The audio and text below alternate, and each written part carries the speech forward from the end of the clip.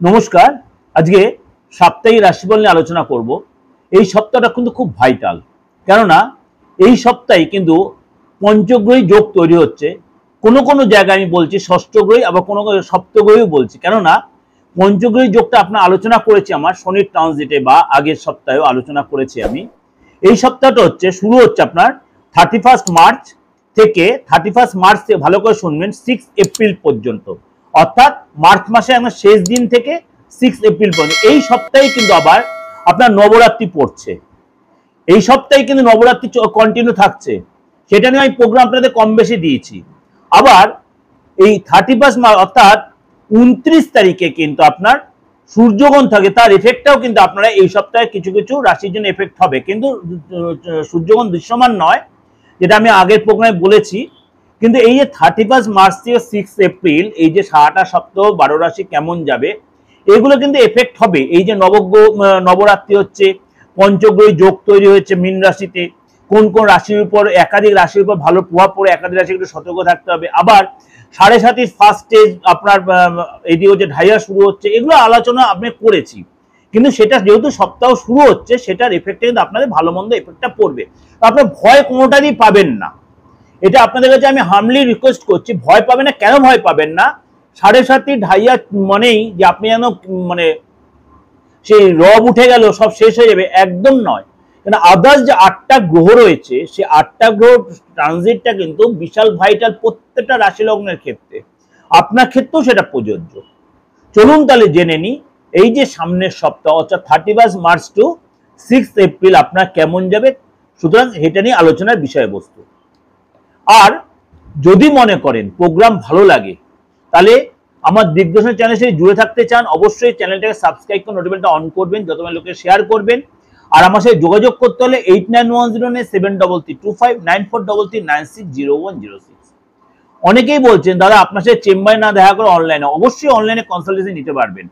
কেননা আমার ফোনপে বলুন বা অ্যাকাউন্ট পে সব রকম সিস্টেমই আছে। আপনি দেশের যে কোনো প্রান্ত থেকে এই সিস্টেমটা অ্যাপ্লাই করতে পারেন, আপনি বিদেশ থেকে অ্যাপ্লাই করতে পারেন, এবং আপনি অনলাইনে আপনি এই প্রেডিকশন নেওয়ার পর আপনি রেমেডির জন্য আপনি কিন্তু কুরিয়ারে সেই সার্ভিসটা আমার থেকে পাবেন। আর যদি চেম্বারে আসতে চান, মোটামুটি কিছু চেম্বার সবসময় অন রয়েছে, আর আমার যে নিজস্ব চেম্বার সিটির মোড়, সেটাকে কিন্তু আমাকে 2-3 দিন আগে বুকিংটা করে নিতে হবে, কেননা এটা মোটামুটি আমি খুব নমিনাল লোক দেখি, নমিনাল ক্লায়েন্ট দেখি, টাইম লাগে আমার দেখতে। তার জন্য আপনাকে যেদিন বুকিং সেদিন আপনি পাবেন না, অর্থাৎ যেদিন আপনি চিন্তা করেন এই দিন যাবো, তার 2 দিন আগে আপনি বুকিংটা করে নেবেন। এই হলো আমার আলোচনা। এবার চলুন তাহলে জেনে আপনার রাশি কি বলছে সারাটা সপ্তাহ। কর্কট রাশি।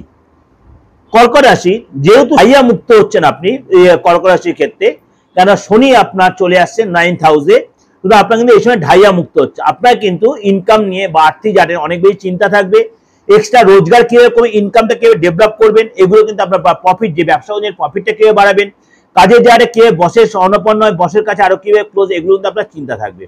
ব্যাংকে আপনি ব্যাংকে আপনাকে যেতে হবে, ব্যাংকে কোনো নিজের কাজ, ফ্যামিলি কোনো লোকের জন্য ব্যাংকে যেতে হবে, ব্যাংকের কোনো ট্রানজাকশন, ব্যাংকের কোনো হয়তো ফর্ম ফিল আপ করা, ব্যাংকের অনলাইন ট্রানজাকশন, এগুলো কিন্তু আপনাকে অনেক বেশি মাথা ঘামাতে হবে। শরীর স্বাস্থ্য ঠিক থাকবে, কিন্তু মাঝে মাঝে মাথার যন্ত্রণায়, মাথায় একটু প্রেশার হবে, প্রেশারটা বেড়ে যেতে অবশ্যই সেগুলো ট্রিটমেন্ট করার মধ্যে রাখবেন। এবং আপনাকে অবশ্যই নিজের মধ্যে চেহারা দেখার মধ্যে আপনার মধ্যে একটা চেঞ্জ আসবে। সরকারি আটকে থাকা কাজগুলো আপনি এই সপ্তাহে তুলে নিতে পারবেন, এবং অনেকটা সেখানে স্যাটিসফ্যাকশন আসবে। বারে বারে আপনাকে কোনো কাজে যেতে হলো, যে ব্যাংকে বলুন, কোনো সরকারি সংস্থায় যেতে হলো, আপনাকে সেই কাজে আপনি কমপ্লিট করতে পারবেন, অর্থাৎ হতাশ হবেন না এবং ধৈর্য হারাবেন না। সেই কাজে আপনি লেগে থাকেন, সেই কাজে আপনি সাকসেস পাবেন।